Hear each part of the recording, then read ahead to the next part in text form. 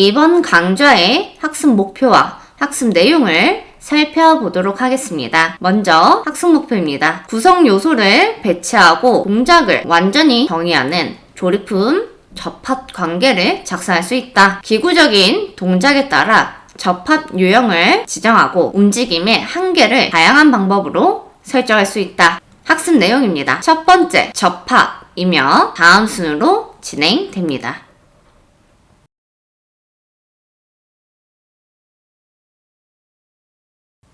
구성 요소를 배치하고 또 조립해 보도록 하겠습니다. 조립 명령은 몇 가지가 있는데요. 그 중에서 접합 명령을 먼저 살펴보도록 하겠습니다. 위쪽에 있는 새로 만들기 버튼을 클릭하여 zhub.iam 파일로 작성을 하도록 하겠습니다. 그러면 먼저 조립할 구성 요소를 배치하도록 할게요. 위쪽에 있는 배치 명령 이용해서 가져올 거고요. 23 언더바 접합 폴더 안에 있는 1부터 2번, 3번까지 가져올 거고요. 먼저 첫 번째 가져온 구성 요소를 기준으로 할 거기 때문에 하나만 선택한 다음 열기 하도록 하겠습니다.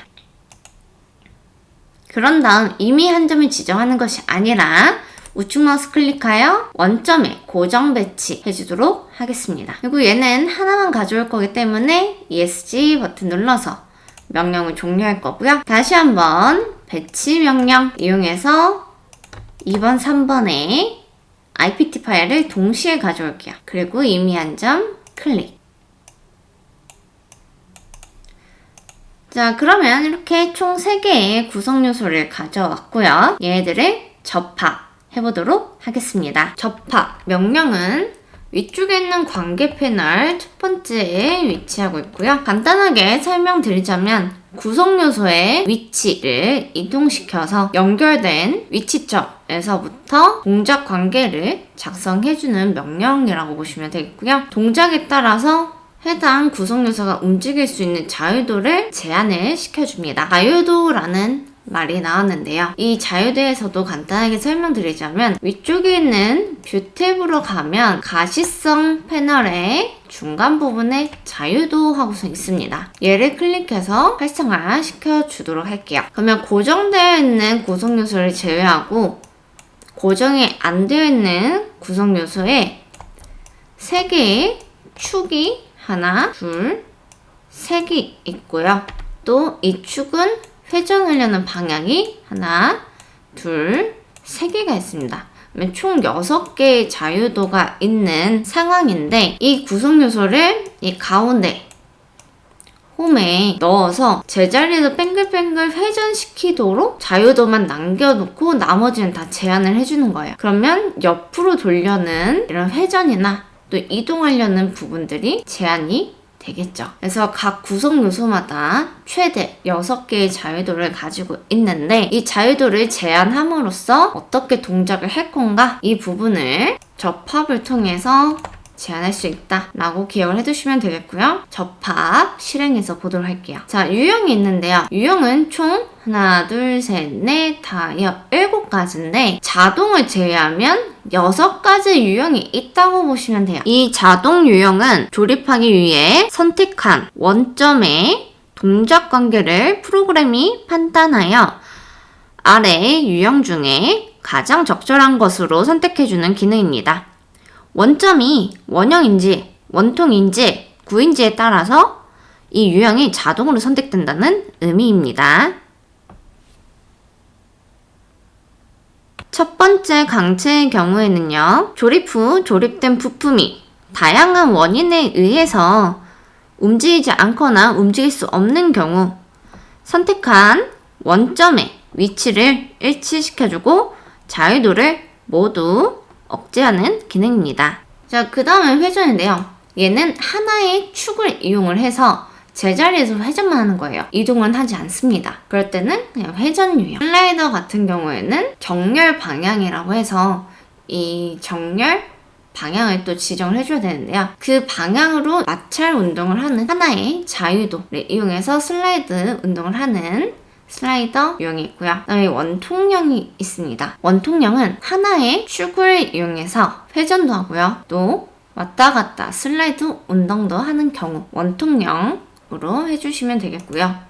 평면형의 경우에는 평면형은 구성 요소가 어떠한 평면 위에 딱 붙어 올려져 있는데요. 두 개의 축 방향으로는 슬라이더 운동을 하고요. 나머지 다른 축 하나의 방향으로는 회전을 하는 상태를 의미합니다. 그리고 볼 유형의 경우 구의 중심 원점이 일치하기 때문에 위치의 이동은 제한되지만 구의 중심 원점을 기준으로 모든 축 방향으로 회전 자유도를 갖게 되는 상태를 의미합니다. 그래서 첫 번째는 제가 회전을 한번 해볼게요. 회전을 하는데 구성 요소 1번과 2번을 회전시킬 거예요. 1번은 제자리를 가만히 놔둘 거고 2번을 회전시킬 거거든요. 자, 화면을 살짝 아래로 이동해보면 여기 밑에 돌출되어 있는 부분이 있죠.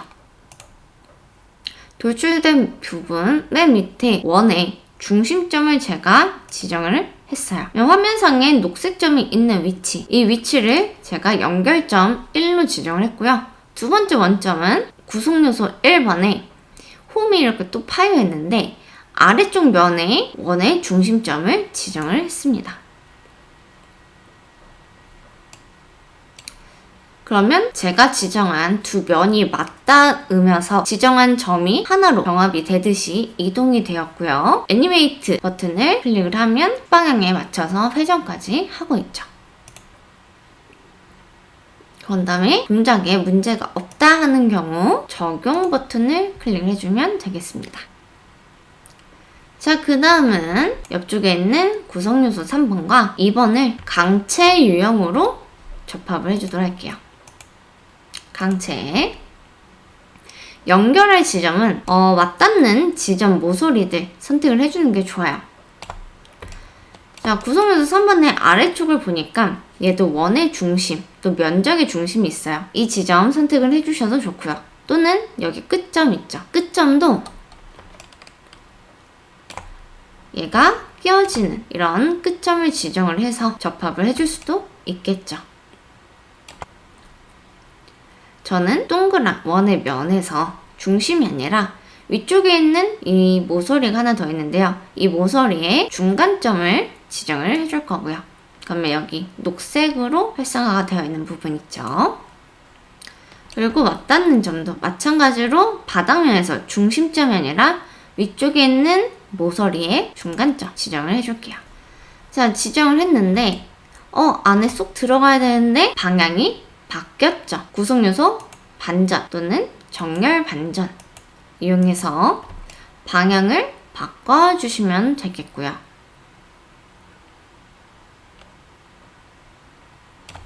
강체 같은 경우는 모든 구성 요소의 자유도를 제한하기 때문에 회전이나 이동을 하지 않죠. 그리고 확인 버튼 눌러주시면 여기는 강체로 조립이 됐어요. 그래서 구성 요소 2번을 마우스 왼쪽 버튼 클릭한 상태로 움직이면 같이 조립된 3번도 회전하고 있는 것을 볼 수가 있게 되겠죠.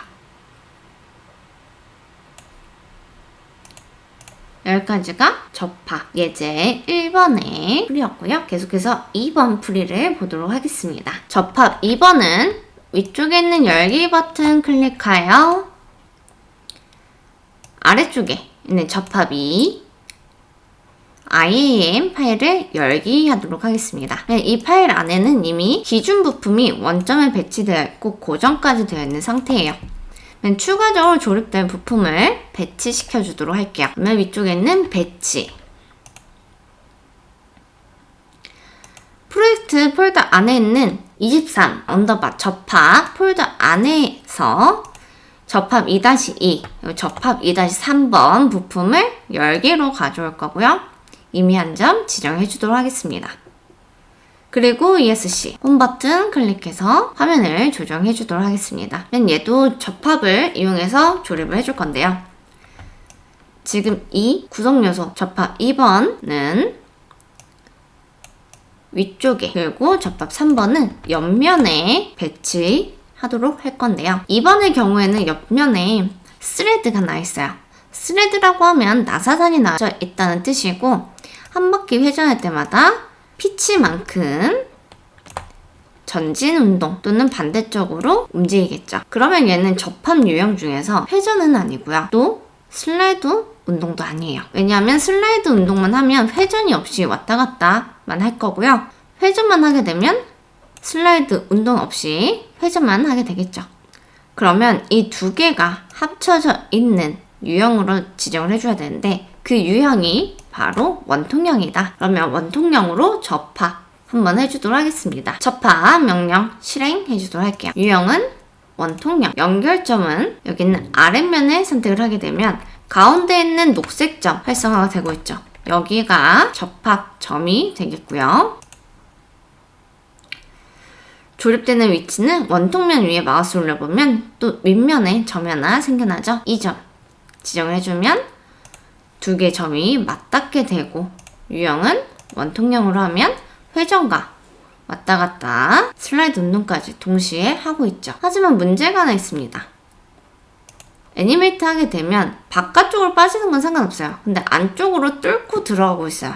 그쵸? 그러면 이 동작의 한계를 제가 줄 건데요. 몇 가지 방법이 있겠죠. 경우에 따라서. 지금 같은 경우는 제가 접합에 있는 한계로 줘보도록 할 거예요. 한계 중에서도 각도와 선형이 나뉘는데 저는 왔다 갔다 뚫고 들어가는 움직임을 제어할 거라서 선형을 보도록 하겠습니다. 그래서 시작점 활성화를 해줄 거예요. 그리고 확인 버튼 눌러주면 시작되는 이 지점에서 안쪽으로 더 이상 들어가지 않고요. 끝점은 지정을 해주지 않아서 무한대로 반대쪽으로 이동을 하게 되겠죠. 그러면 다시 아래로 드래그해서 내려도 절대 뚫고 들어가지 않습니다. 만약에 접합 2번 확장해서 원통형 유형을 편집을 통해서 자, 끝에도 한계를 줘보도록 할게요. 한 100 정도 입력을 할게요.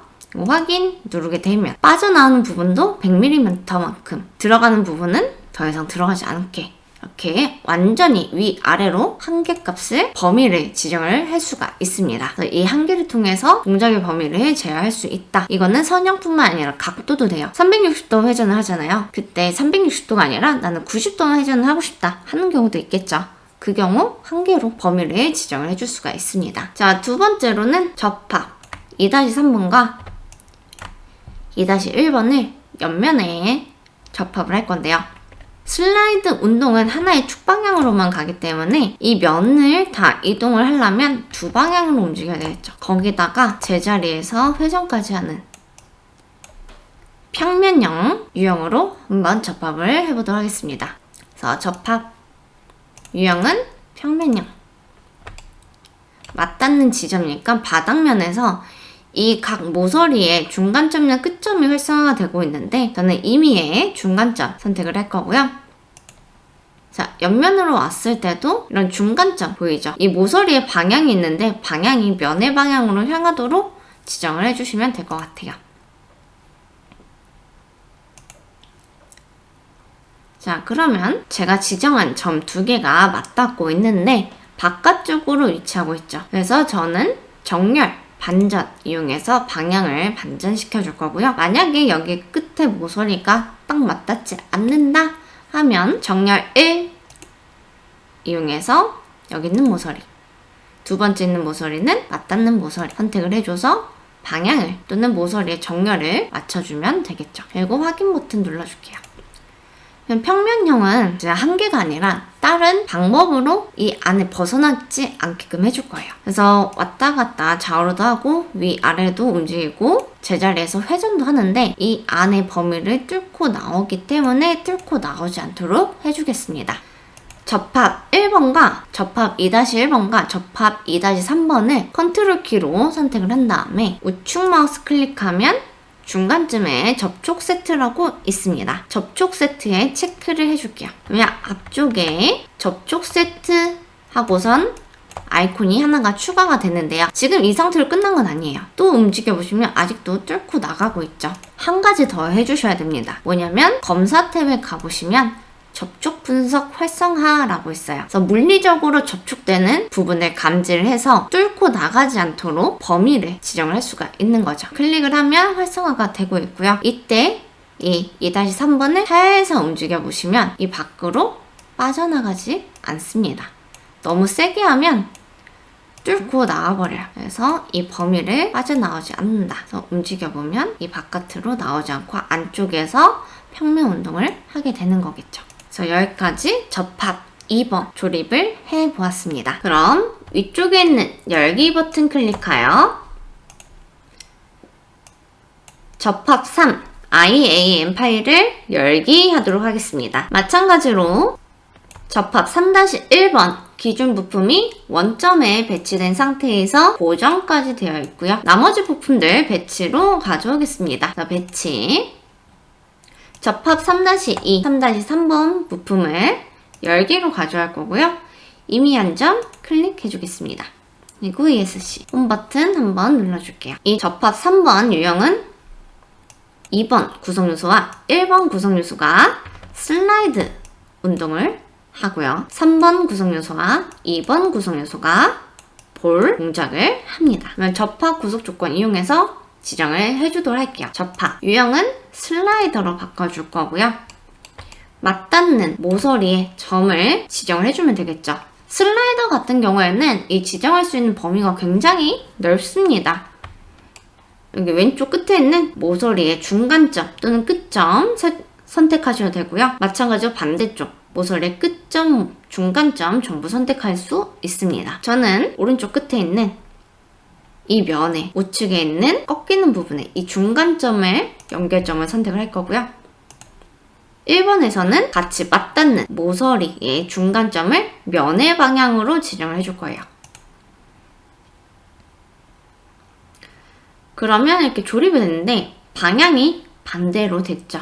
그러면 정렬, 방향 반전 해주면 되겠고요. 애니메이트 하게 되면 이렇게 슬라이드 운동하는데 또다시 뚫고 들어가고 있어요. 이때 한계를 주면 되는데 자, 각도관이나 선형에 대한 부분이죠. 저는 시작점을 0으로 맞출 거고요. 끝점은 무한대로 놔두도록 하겠습니다. 그리고 확인. 그래서 2번 구성요소를 잡고 드래그하면 더 이상 들어가지 않겠죠. 지금 같은 경우도 접촉 세트로 적용할 수 있긴 한데 접촉 세트가 아주 근접한 면을 보기가 조금 힘들어요. 그만큼 연산이 복잡해지기 때문에 그렇습니다. 그래서 단순하게 보고자 할 때는 한 개로 주시면 되겠고요. 조금 많은 면들에 대해서 복합적인 접촉 세트를 보고 싶다면 접촉 세트 활성화해서 보시는 게 좋겠죠. 그 다음은 구성요소 3번과 구성요소 2번을 볼 유형으로 접합하도록 하겠습니다. 접합 유형은 자동으로 하셔도 되고요. 볼로 하셔도 좋습니다. 첫 번째 연결점은 이 구의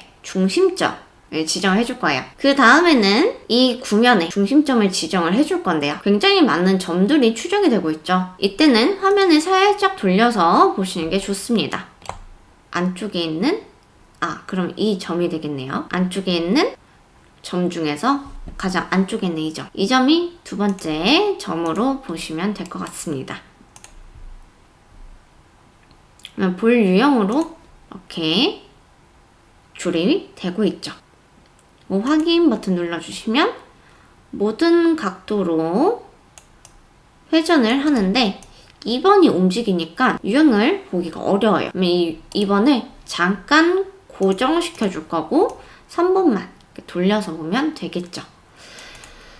만약에 이 접합점이 좀 애매해서 조립이 잘 됐는지 확인을 하고 싶다 하면 위쪽에 있는 뷰 탭에 단면도 부분이 있습니다. 그래서 반단면도 클릭을 할 거고요.